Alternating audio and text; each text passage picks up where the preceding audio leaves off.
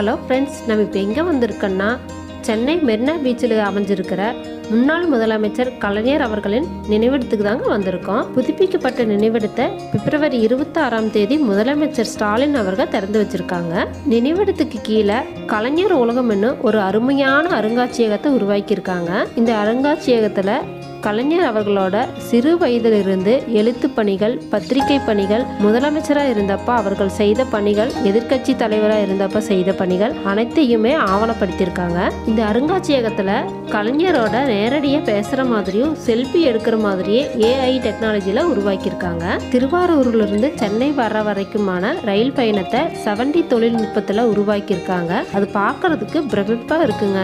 இன்னும் ஆச்சரியமூட்டும் பல விஷயங்கள் இந்த அருங்காட்சியகத்தில் இருக்குங்க. இந்த ஷார்ட்ஸோட முழு வீடியோ நம்ம சேனல் இருக்கு, தவறாம அந்த வீடியோவையும் பாருங்க. அப்படியே நம்ம சேனலை சப்ஸ்கிரைப் பண்ணி தொடர்ந்து உங்க ஆதரவை கொடுங்க.